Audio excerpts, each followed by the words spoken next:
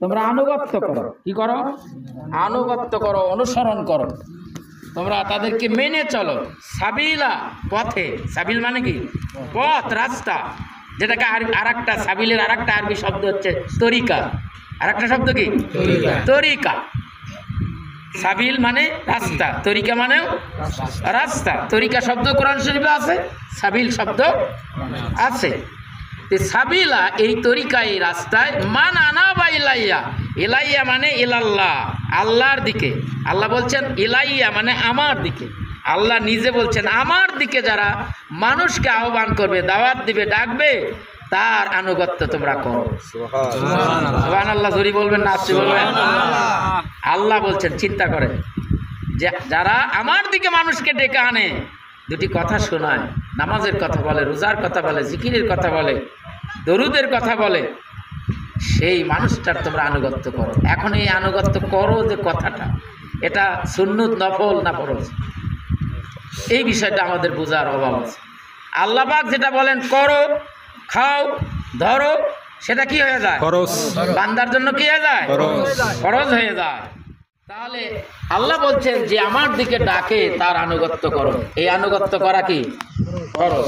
বিধায় এই কথাটা প্রথম বলেছেন পৃথিবীতে নবী রাসূলগণ। কারা বলেছেন? নবী রাসূলগণ। তাদের আনুগত্য করা ফরজ। নবীরা যখন চলে গেলেন, কোন নবী আর নাই। আমাদের নবী খাতামুন নবীন। কি নবী? খাতামুন নবীন, শেষ নবী। তিনি দুনিয়া থেকে বিদায় গ্রহণ করলেন। তার এই দায়িত্ব পালন যারা করলো, সাহাবায়ে কেরাম। কারা? সাহাবায়ে কেরাম, অর্থাৎ হযরত আবু বকর সিদ্দিক রাদিয়াল্লাহু তাআলা আনহু সর্বপ্রথম এই দায়িত্ব নিলেন। ঠিক কিনা বলেন? আর আবু বকর রাদিয়াল্লাহু তাআলা আনহুর এই দায়িত্বের আনুগত্য সমস্ত সাহাবায়ে কেরাম তারা মেনে নিয়েছিল। ঠিক কিনা বলেন? ইতিহাসে, কোরআন হাদিসে, সুন্নাতে, শরীয়তে, মারিফতে, তরিকতে, হাকিকতে কোনো জায়গায় এ কথা নাই যে হযরত আবু বকরের খেলাফত কোনো আলেম, কোনো পীর, মাশায়েখ, কোনো সালেহীন, কোনো ভালো মানুষ অমান্য করেছে। কি বলেন? করেছে? আছে? তাহলে আবু বকরের আনুগত্য করাও কি? ফরজ। আল্লাহর আনুগত্য করা ফরজ, নবীদের আনুগত্য করা ফরজ। এরপরে নবীদের আনুগত্য যারা করেছেন তাদের আনুগত্য করা ফরজ। সুন্নতের কোনো কথাই নাই, ওয়াজিবের কোনো কথাই নাই, আনুগত্য করা ফরজ। নবীজি বলে গেলেন সে কথা মানুষ যাতে সন্দেহ না পড়তে পারে, দ্বিধাদ্বন্দ্বে না পড়তে পারে, অবহেলা করতে না পারে, পিছিয়ে যেতে না পারে। মানুষ যাতে আনুগত্যের মস্তক, আনুগত্যের মন মানসিকতা সামনের দিকে নিয়ে আসে, এগিয়ে আসে, সামনে পেশ করে, মেনে নেয়। সেই জন্য আবু বকর রাদিয়াল্লাহু তাআলা আনুগত্য করার কথা নবীজি বললেন, আরহামু বি উম্মতি আবু বকর। সবচাইতে উম্মতের ভিতরে আমার যত উম্মত আসবে কিয়ামত পর্যন্ত, সমস্ত উম্মতের মধ্যে বড় হকদার হলো মেনে নেওয়ার জন্য, পালন করার জন্য, তার কথা শোনার জন্য হকদার হলো হযরতে আবু বকর। আরহামু বি উম্মতি আবু বকর। আমার উম্মতের মধ্যে আবু বকরের আনুগত্য করা সকলের জন্য ফরজ। এই জন্য হযরত ওমর ফারুক, হযরতে ওসমান, হযরতে আলী রিদওয়ানুল্লাহি তাআলা আলাইহিম আজমাইন এবং যে সমস্ত সাহাবায়ে কেরাম লক্ষ লক্ষ হাদিস জানতেন, সমস্ত সাহাবায়ে কেরাম হযরত আবু বকরের ইমামতিতে, খেলাফতে তারা ইসলামী দুনিয়ায় ইসলাম পালন করেছে, মুসলমান হয়ে জীবনযাপন করেছে এবং মৃত্যুবরণ করেছে। ঠিক কিনা বলে? এখানে কোনো ফাঁক নাই, কোনো সুযোগ নাই।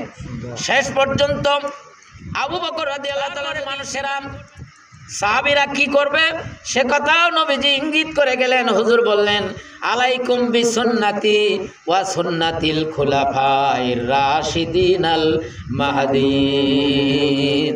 আমার সুন্নত, আমার আদর্শ, আমার রীতি, আমার হুকুম আকাম, কাজকর্ম, আমার নির্দেশনা উম্মতের উপরে, তোমাদের উপরে যেমন ফরজ আনুগত্য করা জরুরি, তেমনি আমার খোলাফায়ে রাশিদিনেরও আনুগত্য করা জরুরি। এখানে আবার 4 জন খলিফায় এই আনুগত্যের মসনদে ঢুকে গেলেন। তখন হযরত আবু বকর খলিফা হলেন, তাকে সবাই মেনে নিলেন। এইভাবে ওসমান রাদিয়াল্লাহু তাআলা আনহু যখন খলিফা হলেন তাকেও মেনে নিলেন। হযরত আলী যখন খলিফা হলেন তাকেও মেনে নিলেন। হযরত আলীর দিকে হুজুর এতটাই গুরুত্ব দিয়েছেন যেহেতু তার থেকে আহলে বায়তের যে অবকাঠামো সেটা শুরু হয়েছে। সুবহানাল্লাহ। সব সাহাবী আহলে বায়তের ভেতরে, আমরাও আহলে বায়তের ভেতরে। জোরে কোন আল্লাহু আকবার। আমরা আহলে বায়তের বাইরে নই, কারণ আমরা হুজুর পাক সাল্লাল্লাহু আলাইহি ওয়াসাল্লামের রূহানি সন্তান। হুজুর পাক সাল্লাল্লাহু আলাইহি ওয়াসাল্লাম আমরা কি সন্তান? রূহানি সন্তান। রূহের জগতে হযরত আদম আলাইহিস সালাম থেকে যখন রূহগুলো তৈরি করা হলো, সেই রূহুর প্রথম রূহু যিনি স্বীকৃতি দিয়েছিলেন যে আলাস্তু বিরাব্বিকুম ক্বালু বালা শাহিদনা, তখন আমার নূর নবীজি বলেছিলেন শাহিদনা। আর তার সাথে সাথে উম্মতে মুহাম্মাদি থেকে শুরু করে সমস্ত নবী রাসূলদের রূহগুলো বলেছিল শাহিদনা। সুবহানাল্লাহ। সুতরাং সেই নবীজির রূহানি আমরা সন্তান। আমরা আহলে বায়তের ভেতরে ইনডাইরেক্ট ভাবে, ডাইরেক্ট ভাবে আহলে বায়ত হচ্ছেন হযরত আলী থেকে মা ফাতেমা, হযরত হাসান হোসেন, এই 4 জন হচ্ছে খাস আহলে বায়ত। আল্লাহু আকবার। এই আহলে বায়তকে মানা ফরজ। মানা কি ফরজ? যারা মানে না তারা অন্যান্যগুলো মানে, কিন্তু এত বড় একটা গুরুত্বপূর্ণ ফরজ তারা তরক করছেন, এতে কোনো সন্দেহ নাই। ঠিক। তারা যদি এটা সন্দেহ করে যে মানা লাগবে না, তাহলে তাদের ইমানের কি থাকবে? কমতি থাকবে, ঘাটতি থাকবে। আর ইমানের কমতি ঘাটতি যার থাকবে সে পরিপূর্ণ মুমিন না, মুসলমান না। এটা কোরআনের কথা, এটা হাদিসের কথা। ঠিক কিনা বলেন? কোরআনে আল্লাহ পাক বলছেন, ইয়া আইয়ুহাল্লাযীনা আমানুত্তাকুল্লাহ হাক্কা তুকাতিহি ওয়া লা তামুতুন্না ইল্লা ওয়া আনতুম মুসলিমুন।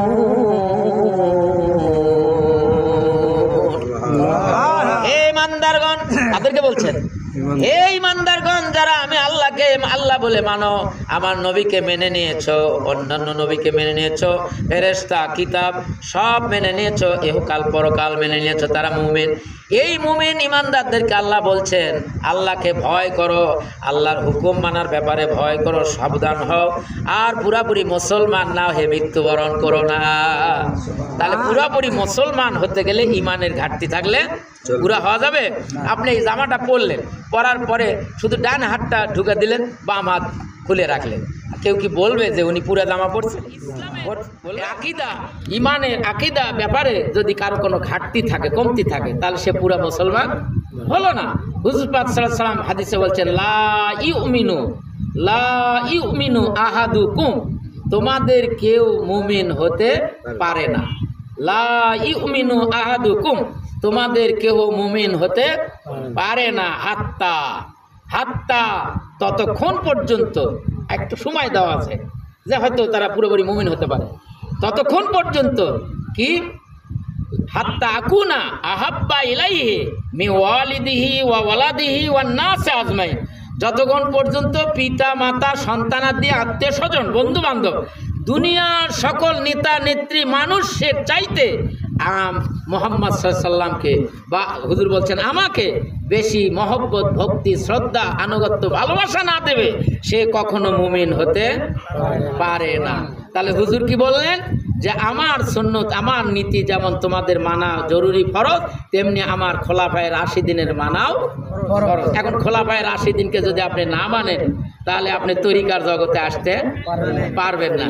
আপনি যদি পীর মুরিদি করেন, পীর মাশায়েখ ধরেন, তো হযরত আলী তো যাওয়া লাগবে, হযরত আবু বকরকেও যাওয়া লাগবে, মাঝখানে থাকলো হযরত ওমর আর আলী রাদিয়াল্লাহু তাআলা।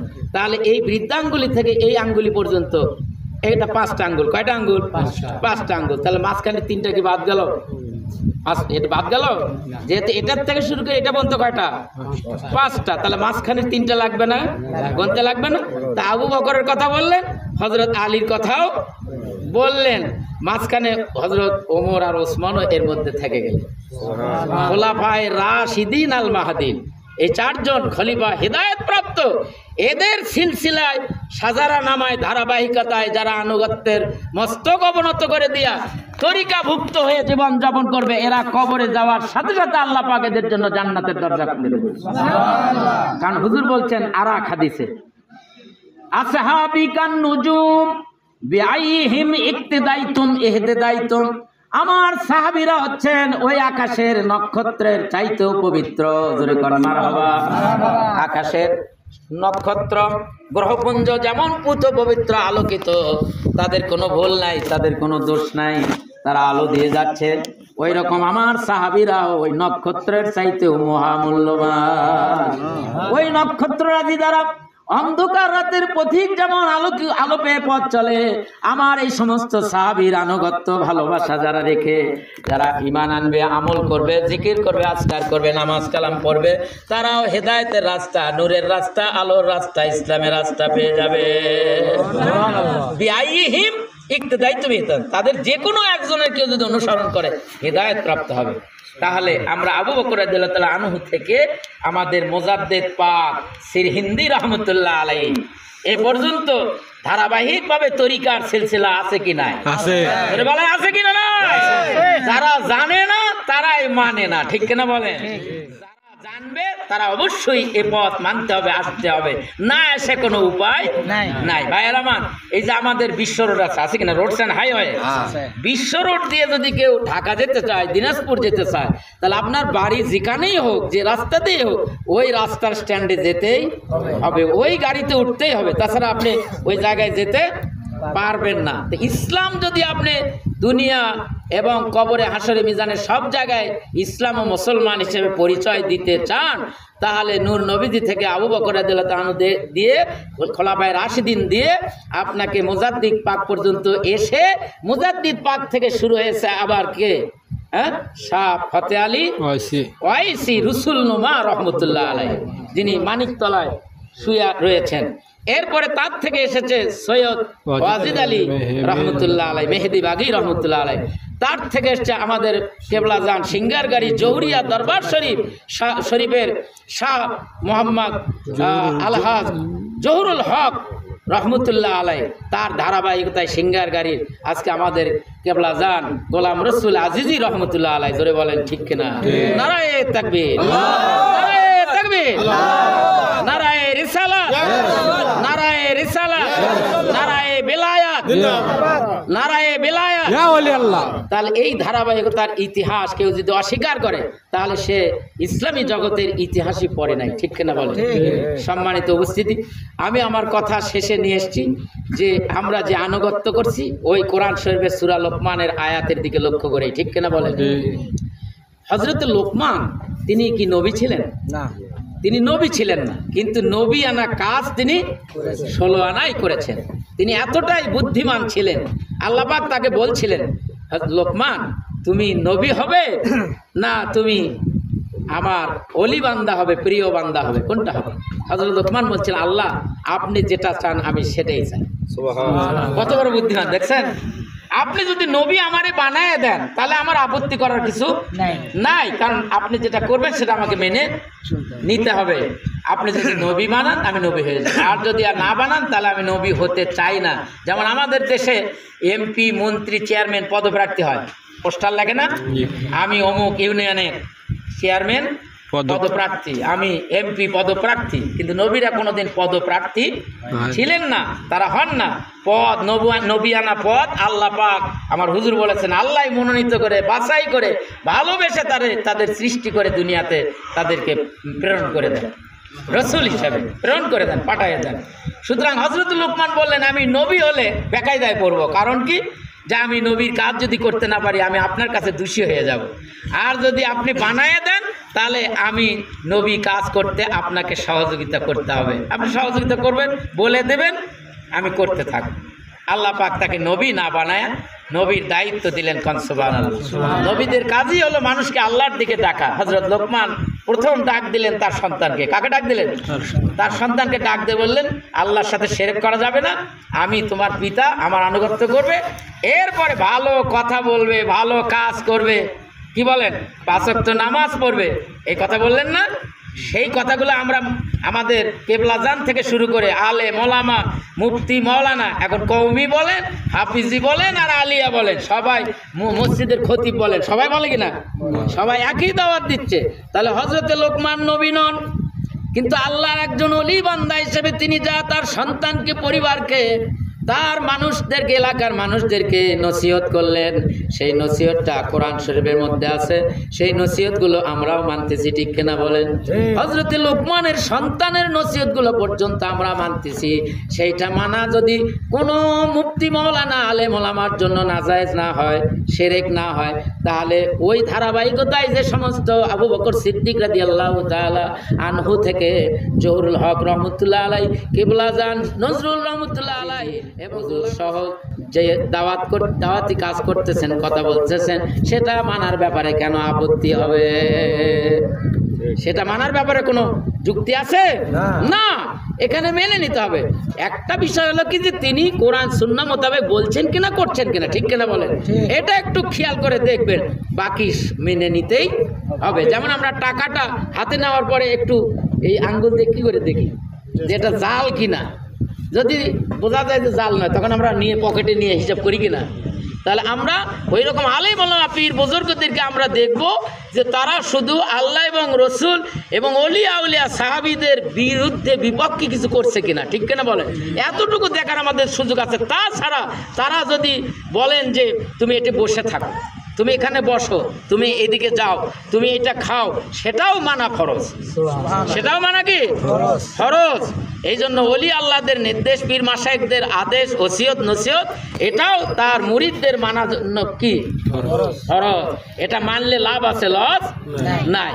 যেমন হযরত জুনায়েদ বাগদাদী রহমতুল্লাহ আলাই, তিনি তার একজন শাগরিদ, নদীর ওপারে বাড়ি, তিনি তার দাওয়াতে যাচ্ছেন, আর যাওয়ার সাথে তার একজন শাগরিদ সাথে নিয়েছেন। প্রত্যেক নবী রাসূলই দাওয়াতি কাজ করতে ময়দানে মাঠে যখনই বেরিয়ে যেতেন, তাদের একজন সাথী সঙ্গী থাকতেন।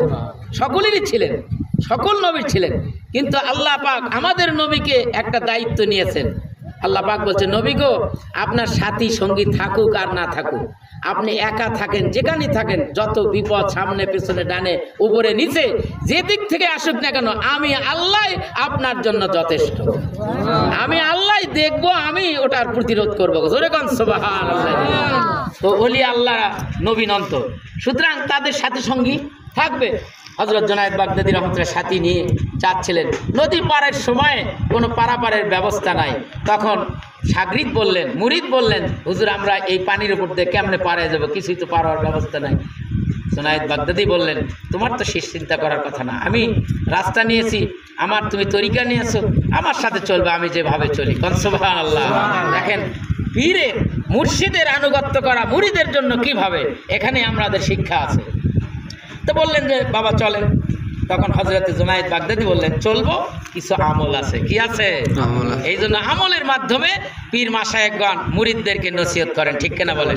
না খালি বলেন যে আমার সাথে মোবাইলে আমার সাথে দাওয়াত খাওয়া ইত্যাদি যোগাযোগ করবে, আর কিচ্ছু লাগবে না, তাকে বলে মুজাদ্দাদিয়া তরিকা এবং এই মেহেদিবাগী তরিকা, সিঙ্গারগাড়ি তরিকা, যেটা খাস আমল সেটা হচ্ছে 5 ওয়াক্ত নামাজ পড়তে হবে। 5 ওয়াক্ত নামাজের পরে আবার কি পড়তে হবে? ফাতিহা শরীফ পড়তে হবে, আমল ওজিফা করতে হবে, জিকির 5 জিকির আছে, তারপরে আপনার ফাতিহা শরীফ আছে। এগুলো আমল ছাড়া কোনো পারের কোনো উপায়, মুক্তির কোনো উপায় আছে নাই। হযরত জুনায়েদ বাগদাদী রহমতুল্লাহ আলাইহি বললেন, বাবা আমল ওজিফাটা হচ্ছে আমি সামনে চলবো, আমি আল্লাহর নামের জিকিরে মোরাকাবার ধ্যানে চলবো, আর তুমি আমার সেটা অনুসরণ করবে। আল্লাহ কি বলছেন? ওয়াত্তাবি সাবিলা মান আনাবা ইলাইয়া, আমার দিকে যে ডাকে, আমার সাহায্যে যে চলে, তার সাহায্যে তার ডাকে তুমিও চলো, তুমিও মুক্তি পেয়ে যাবে। সুবহানাল্লাহ। কি বলবে? হুজুর বললেন, আমি বলবো ইয়া আল্লাহু, বলেন ইয়া আল্লাহু ইয়া রহমানু ইয়া রহিম, ইয়া আল্লাহু ইয়া রহমানু ইয়া রহিম। এই ওজিফা আমাদের মুজাদ্দিদ তরিকার আছে কিনা? আছে। কে কে করেন? হ্যাঁ, আলহামদুলিল্লাহ আমরা সবাই করি। তাহলে এই আমলটাও আছে। গভীর রাত্রে আপনি ডাক দেবেন আল্লাহকে, এইভাবে ডাক দেবেন, দিয়ে আপনি আপনার দেহের সমস্যা, আপনার রোগের সমস্যা, আপনার পরিবারের সমস্যা, আপনার অভাব অনটন আছে, যত সমস্যা আছে একমাত্র রহমান রহিম আল্লাহ রব্বুল আলামিনের কাছে বলবেন, তিনি সব ব্যবস্থা করে দেবেন। মাল্লাহুল মাওলা ফালাহুল কুল, আল্লাহকে মাওলা মেনে নিয়ে মুর্শিদকে যারা অনুসরণ করবে, এই পৃথিবী আল্লাহ পাক তার হাতের তালুতে দান করে দেবে।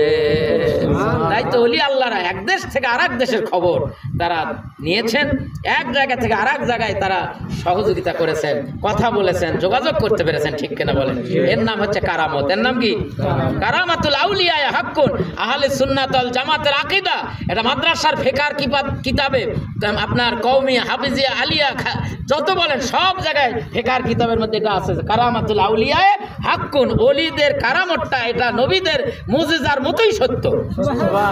নবীদের যেমন মুজিজা ছিল, মুসা আলাইহিস সালামের মুজিজা, ঈসা আলাইহিস সালামের মুজিজা, আমাদের হুজুর সাল্লাল্লাহু আলাইহি ওয়াসাল্লামের মুজিজা ছিল কিনা? আর ওলিদের মুজিজা হয় না, ওলিদের হয় কারামত। সুতরাং কারামতটা মেনে নিয়ে যারা চলবে, এভাবে ডাক দিবে আল্লাহকে, এমনকি নবী পাককেও ডাক দেওয়া যাবে। কাকে ডাক দেবে? নবী পাককে ডাক দিবে, ইয়া রাহমাতাল লিল আলামিন, ইয়া রাহমাতাল লিল আলামিন, ইয়া রাহমাতাল লিল আলামিন, ইয়া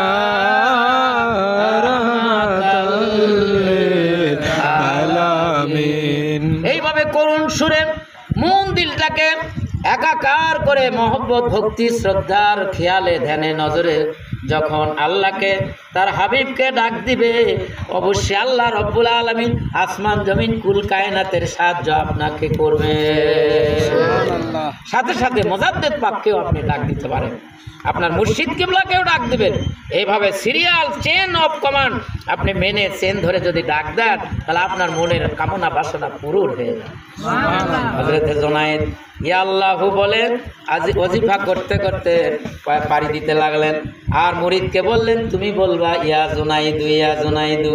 তাহলে মুর্শিদের স্মরণ করা লাগতেছে কিনা? আল্লাহকে ডাক দিবেন, এরপরে নবী পাককে ডাক দিবেন, মুর্শিদকে ডাক দিবেন। এই ডাকের সারা আল্লাহ রব্বুল আলামিন দিয়ে দিবে। কেন দিবেন? সূরা ফাতিহাতে আল্লাহ শিখাচ্ছেন, ইহদিনাস সিরাতাল মুস্তাকিম, সরল সঠিক পূর্ণ পন্থা মোদের দাও গো বলি, যে পথে তোমার প্রিয়জন গিয়েছে চলি। সিরাতাল্লাযীনা আনআমতা আলাইহিম, ওই সমস্ত নিয়ামত প্রাপ্ত, পুরস্কার প্রাপ্ত, সুনাম প্রাপ্ত বান্দাদের পথে চালাও, যারা চির অভিশপ্ত, গজব প্রাপ্ত, লাঞ্ছিত, বঞ্চিত, তাদের পথে আমাদেরকে চালায়ও না। এ হচ্ছে আমাদের একজন মুরিদের, একজন আল্লাহওয়ালার প্রার্থনা হবে, ঠিক কিনা বলেন? এই জন্য মুরিদ বলতেছে ইয়া জুনাইদু ইয়া জুনাইদু, আর মুর্শিদ বলতেছে ইয়া আল্লাহু ইয়া আল্লাহ। সুতরাং মুর্শিদ কিবলাগণ মুরিদের বাসায় যখন থাকেন তখন তো আল্লাহকে স্মরণ করেনি, যখন নিজের দরবারে নিজের বাসায় থাকেন তখনও সমস্ত মুরিদের খেয়াল করে, সমস্ত মুরিদের ধ্যান খেয়াল স্মরণ নাম গ্রাম সব কিছু নিজের কলবে জারি করে আল্লাহর কাছে চোখের পানি ফেলে গভীর রজনীতে ধর্ণা দেন, আল্লাহ এরা আমার মুরিদ, এরা আমার আশেক, এরা আমার ভক্ত, এদের কষ্ট এদের দুঃখ আমার সহ্য হয় না, এদেরকে তুমি মাফ করে দাও। কান্দে কিনা?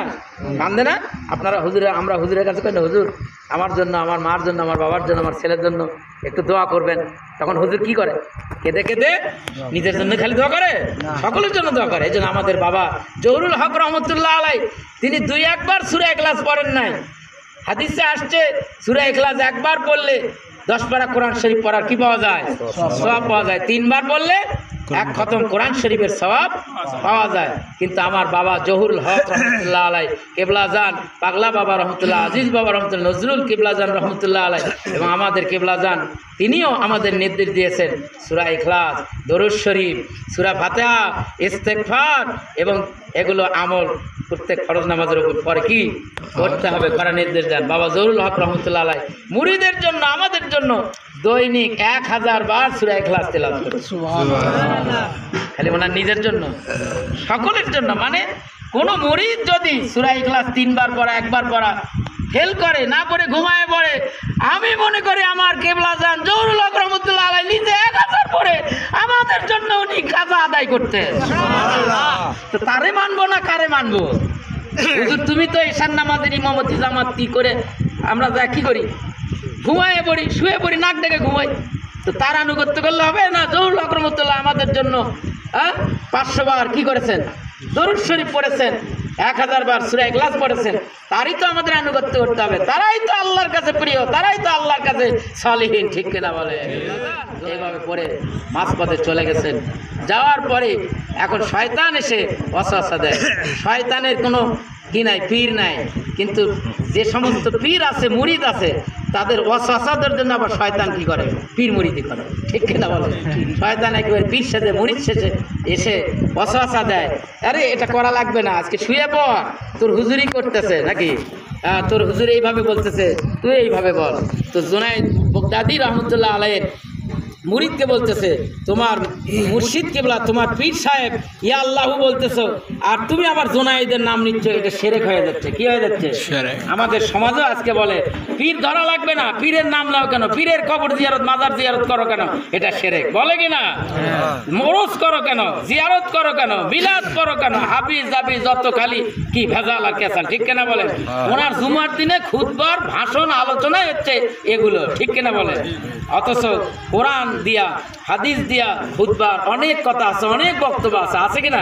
আমি যে আয়াত অংশ পড়ছি, এই আয়াতটা পরে ব্যাখ্যা দিলে কি খারাপ হবে না ভালো হবে? ভালো হবে, মানুষ সঠিক পথ পেয়ে যাবে। সেটা না দিয়ে খালি বেদাত বেদাত নাজায়েজ, তারপর শিরক, এগুলো ফতোয়া দেয়, দেয় কিনা? এটা কার কাজ বলেন তো এখন? শয়তান। হ্যাঁ, কার কাজ? ওই জুনায়েদ রহমতুল্লাহ আলাইহি বলতেছে ইয়া আল্লাহু, আর ওনার মুরিদ বলতেছে ইয়া জুনায়েদু, সেখানে শয়তান এসে পরামর্শ দিলে এটা বলো না, এটা শিরক হচ্ছে। তাহলে এইরকম বক্তব্য যদি কোনো মসজিদে, কোনো ঈদগাহে, কোনো মাহফিলে কেউ দেয়, তাহলে এই কাজটা কার সাথে হলো? শয়তানের সাথে। এখন মিলেন আপনি, আপনারাই কিন্তু বলতেছেন শয়তান, আমি এখনো বলিনি, বুঝছেন? তাহলে মিলায়ে দেখেন, এদেরকে এইভাবে চিনতে হবে, বুঝতে হবে যে এরা কারা, এরা কায়া ধরে, এরা মনে করেন পোশাক পরিচ্ছদ পরে, পাগড়ি জুব্বা পরে কার দিকে আমাদের টানতেছে। আর আল্লাহ বলছেন আমার দিকে যারা টানবে তাদের সাথে তোমরা হয়ে যাও। আল্লাহ রাব্বুল আলামিন বলেন, ইয়া আইয়ুহাল্লাযীনা আমানুত্তাকুল্লাহা ওয়া কুনু মা'আস সাদিকিন। হে ইমানদারগণ, আল্লাহকে ভয় করো। যে কথাগুলো গুরুত্বের সাথে আসে সেখানে দেখবেন কোরআন শরীফের আয়াতের ভেতরে আছে, এবং আরবি ব্যাকরণের একটা নিয়ম আছে, সেখানে আত্তাকুল্লাহ, ইত্তাকুল্লাহ শব্দ আছে। ইত্তাকুল্লাহ শব্দ দিয়ে আল্লাহ বুঝায় যে এটা যেন মিস না হয়, সব ভুল হলেও এই কাজের যেন ভুল না হয়। সেজন্য আল্লাহ বলেন, ইয়া আইয়ুহাল্লাযীনা আমানুত্তাকুল্লাহ ওয়া কুনু। এই কুনু হচ্ছে কিয়ামত পর্যন্ত, কোরআন যেদিন এই আয়াত নাজিল হয়েছে ওই থেকে শুরু করে কিয়ামত পর্যন্ত যত মানুষ, যত রুহু আছে, সবাই এই কুনুর মধ্যে আছে। সুবহানাল্লাহ। যদি কোনো আলেম থাকে এই ব্যাখ্যার ভুল ধারার মধ্যে আসবে আমার সামনে। কুনু, কানা কানু, এরপরে কুনু হচ্ছে আমরের সিগা, এটা মাঝি ভাইদের সিগা, দূরবর্তী, তার মানে এই কথা সেই দিন বলা হয়েছে, কিয়ামত পর্যন্ত এই কথা চলতেই থাকবে। সুবহানাল্লাহ। কুনু মা সাদিকিন, যেমন মান নাবিয়িন ওয়া সিদ্দিকিন ওয়া শুহাদা ওয়া সালিহিন, এই মা দিয়ে ওখানে আছে, এখানেও আল্লাহ বলছে মা সাদিকিন, সত্যবাদী সালিহিন যারা, তাদের সাথী হয়ে যাও। সুবহানাল্লাহ। তাহলে তাদের সাথী হয়ে যাও আল্লাহ বললেন। আমরা যদি না হই, বা কোনো মওলানা যদি না হয়, আল্লাহর ঠেকা না। আমাদের কিবলা জানেন, মুর্শিদ কিবলার কি কোনো ক্ষতি হবে? আসমান জমিনের চন্দ্র সূর্যের কোনো উল্টাপাল্টা হবে? কিচ্ছুই হবে না। আল্লাহ বলছেন আসমান জমিন আকাশ চন্দ্র সূর্য যা সৃষ্টি করছি সবাই আমার গোলামি করছে, আমার গোলামদের গোলামি করছে। আমার গোলামি, আমার গোলামদের গোলামি, তার মানে চন্দ্র সূর্য আলো দিচ্ছে রাত দিন, কার আনুগত্য করছে? আমাদের। কার করছে? আমাদের করছে। তাহলে জহুরুল হক রহমতুল্লাহ আলাইহি, মুজাদ্দিদ পাক রহমতুল্লাহ আলাইহি, আব্দুল কাদের জিলানী রহমতুল্লাহ আলাইহি যদি সৃষ্টি না হতেন, এই চন্দ্র সূর্যের কোনো দাম? ওই নবীজির সময় চন্দ্র সূর্য সৃষ্টি হয়েছে, নবীজি চলে গেছে, চন্দ্র সূর্য তো যাওয়ার কথা, কি বলেন? যাওয়ার কথা না? কেন যায় নাই?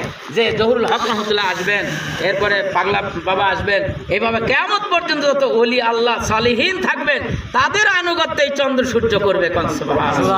আল্লাহ পাক বলেন, ওয়াল্লাযী খালাকা লাকুম মা ফিল আরদি জামিআ, এই পৃথিবী আকাশ আর জমিনে যত কিছু আমি সৃষ্টি করেছি, যত কিছু আমি বানাইছি, সব কিছু তোমাদের উপকারের জন্যে। খালাকা লাকুম, এ লাকুম হচ্ছে আমরা, তোমাদের জন্য আমি আল্লাহ সৃষ্টি করেছি। সুতরাং পীর ওলি আল্লাহদের আনুগত্য করা, তাদের মেনে চলা, এটাই উত্তম তরিকা। সুবহানাল্লাহ। আলেম ওলামারা, আমি একজন কামিল পাস, আমি হাদিস, তাফসীর, হেকাম এগুলোর উপর পড়াশোনা করে, লেখাপড়া করে, পরীক্ষায় পাশ করে মাদ্রাসায় চাকরি করি, এক মোকামতলা শাহ মোকাম মাজার মসজিদে জুমা নামাজ পড়াই, মাঠের ইমামতি করি, মাহফিল করি, ওয়াজ নসিহত করি, তাহলে আমার জ্ঞান শরীয়তের জ্ঞান। কিসের জ্ঞান? শরীয়তের জ্ঞান, কোরআন হাদিসের জ্ঞান। কিন্তু এই জ্ঞানগুলোকে রিসার্চ করে, গবেষণা করে, তরিকতের, মারিফতের, এলমে তাসাউফ, এলমে লাদুন্নির যে জ্ঞানগুলো আছে সেগুলো অর্জন করা সহজ নয়। এজন্য পীর ওলিয়া উলিয়া, আল্লাহর যারা ওলি, আল্লাহর যারা বন্ধু, আল্লাহ যাদের বন্ধু, তাদের সাথে বন্ধুত্ব করলে আল্লাহ পাক আপনার দুনিয়া আখেরাতে কামিয়াবি সফলতা দান করবে। এখন এই কথা বলে শেষ করছি। জুনাইদ রহমতুল্লাহ আলাইহির মুরিদ এখন ওই যে শয়তানের কথা শুনে, যেমন আমাদের সমাজে এগুলি কথা শুনে অনেকে বিভ্রান্ত হচ্ছে, বলে হুজুর, কিছুক্ষণ আগে আমাকে একজন বললো, হুজুর সবাই আলেম, আমরা কার কথা শুনি? ঠিক কিনা বলে? কার কথা আমরা শুনি? এখন দেখতে হবে যে ওই শয়তানও আসছিল টুপি পাঞ্জাবি পরে, কি মুর্শিদ সেজে, আমাদের সমাজে এরকম আছে। তো শয়তানের কথা এখন মুরিদ শুনে কি হলো দেখেন। আমরা যদি ওই হুজুরদের কথা শুনে আমাদের অবস্থা তাই কিন্তু হবে। আমি একটু মিলে দেওয়ার চেষ্টা করছি, করে শেষ করব। এখন মুরিদ বলতেছে যে ইয়া জুনাইদু বলা যখন শিরক হচ্ছে, তাহলে আমার মুর্শিদ যা বলে তাই করতে হবে। ঠিক কিনা? ধরে বলেন ঠিক কিনা? আমাদের সমাজেও কিন্তু এই কথাটা চালু আছে যে আল্লাহ যা বলেছেন, রসুল যা বলেছেন করেছেন, আমরা তার বাইরে কিছু করতে পারি না। কোরআন হাদিসের বাইরে আমরা কিছু করতে পারি না। আল্লাহ বলছেন খাও, আল্লাহ কি বলছেন? খাও, পান করো। কি খাবে, কি পান করবে তা কি বলে দিচ্ছে? আচ্ছা, যদি বলেন যে হ্যাঁ বলছে, কি বলছে? যে জমিন থেকে যা হালাল তাই খাও, পানির মধ্যে থেকে যা হালাল তাই খাও। ঠিক কিনা বলেন? আচ্ছা, হালাল বেছে নিলাম, হালাল বেছে নেওয়ার পরে খাওয়ার কথা। এখন খাবো কি করে সে কথা আছে? কোন মুখ দেখাই না আমরা? ওই একজন বলছিল যে ভাই খুব ক্ষুধা লাগছে, বলছে দাঁড়া তোর আমি পিছন দিয়ে খাবার দিচ্ছি। তখন ও আবার বলছে ভাই যে দিক দিয়ে দাও পেট ভরলি হলো, যে দিক দিয়ে দাও পেট ভরলি হলো নাকি?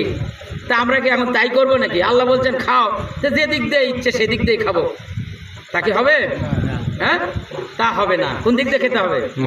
মুখ দিয়ে খেতে হবে, আর এক দিক দিয়ে বেরিয়ে যাবে। তাহলে এই কথাটা নবী রসুলগণ এবং দুনিয়ায় যত আলেম ওলামা পীর বুজুর্গ তারা শিখিয়েছেন। ঠিক কিনা বলেন? যে খাবারটা এইভাবে ডান পাশ থেকে শুরু করবে, লোকমা লোকমা খাবে, মাঝে মধ্যে জিকির আজকার করবে। ঠিক কিনা বলেন? এইভাবে শিক্ষা দেননি। এটা হচ্ছে মারেফত, এটা হচ্ছে তাসাউফের জ্ঞান দিয়ে এগুলো শিক্ষা দেওয়া হয়েছে। জুনাইদ বুদ্ধে যেমন বলছে আমি আল্লাহ আল্লাহ বলতেছি, তুমি ইয়া জুনাইদু বলো। এটা যখন বলা বাদ দিল, শয়তানের অসহায় পড়ে, তখন ওই মুরিদ আস্তে আস্তে পানির মধ্যে কি হতে লাগলো? ডুবতে লাগলো। পা ডুবলো, হাঁটু ডুবলো, ঘাট ডুবলো, নাক ডুবে যখন পানি নাকের ভেতর ঢুকতে শুরু হলো, মুখের ভেতর, তখন উহু উহু করে। আর জুনাইদও মুখত আসে না, কিছু আইয়া আল্লাহু মুখে আসে না, পানি আসছে। তখন মরণ অবস্থা, কোনো মতো বলছে হুজুর আমারে বাঁচান। হুজুর এখন পেছনে দেখে বলছে কি ব্যাপার? আমি তো বেঁচে ঠিকই আছি, তুমি মরতেছো কেন? কি হয়েছে? কয় হুজুর আমি যতক্ষণ আপনার নির্দেশ ফলো করতেছিলাম, আনুগত্য করতেছিলাম, অত্তাবে সাবিলা মান আনাবা ইলাইয়া। জুনাইদ রহমতুল্লাহ বলছেন ইয়া আল্লাহু, এই ইসমে আজম, এই ইসমে জাকিরের চাইতে আর বড় জিকির নাই। সূরা আনকাবুত 21 পারা। আল্লাহ পাক বলেন উতলু মা উহিয়া ইলাইকা মিনাল কিতাবি ওয়া আকিমিস সালাত ইন্নাস সালাতা তানহা আনিল ফাহশাই ওয়াল মুনকার ওয়ালা যিকরুল্লাহি আকবার। আল্লাহু আকবার। আমি এই কিতাবে যা নাজিল করেছি আপনি তা তেলাওয়াত করে শোনান, নামাজ কায়েম করুন। নিশ্চয়ই নামাজ অশ্লীল বেহাপনা কাজ কথা থেকে বিরত রাখতে পারে। তবে ওয়ালা যিকরুল্লাহ, আল্লাহু আকবার, আল্লাহর জিকিরটা হচ্ছে সবচেয়ে বড় আমল। সুবহানাল্লাহ কর। আল্লাহর জিকিরটা হচ্ছে বড় আমল। সৌদি আরবের লেখা প্রিন্টিং এই তফসিরে মারিফুল কোরআন সারসংক্ষেপ কোন সেখানে বলা হয়েছে যে জিহাদ, রোজা, নামাজ, হজ, যাকাত, দান, সদকা যত আমল আছে সব আমলের রুহু হচ্ছে, প্রাণ হচ্ছে জিকির। সুবহানাল্লাহ। এই কথাটা ওখানে স্পষ্ট লেখা আছে হাদিস দিয়ে যে সমস্ত আমলের প্রাণ হচ্ছে জিকির। প্রাণ ছাড়া এমপি, মন্ত্রী, ব্যারিস্টার, মুক্তার, ডাক্তার, আপনার কি বলে চৌকিদার, দাফাদার, হ্যাঁ, সব মানুষের, নামাজি বেনামাজি, জাতি ধর্ম নির্বিশেষে সকল মানুষের জীবনী শক্তি হচ্ছে রুহু, প্রাণ। ঠিক কিনা বলেন? এই প্রাণ যখন চলে যায় তখন মানুষটা মরে যায়, পড়ে যায়। ঠিক কিনা বলেন? তো ওই রকম সমস্ত আমল মরা আমল যতক্ষণ পর্যন্ত তার দেহের ভেতরে, তার কলবে জিকির জারি না হবে, আল্লাহর নামের জিকির না হবে। এই জন্য মুজাদ্দাদিয়ার তরিকা আমরা যখন মাহফিল করি, আমরা যখন নামাজ বাদে ওই আমল ওজিফা করি, তখন 100 বার হোক, 500 বার হোক, কমপক্ষে যতটুকু পারে আল্লাহ আল্লাহ, লা ইলাহা ইল্লাল্লাহ, লা হাওলা ওয়ালা কুওয়াতা ইল্লা বিল্লাহ, এগুলো আমরা নফি, ইসবাত এবং জিকরি কুওয়াত, এগুলো আমরা জিকির করি কিনা বলেন?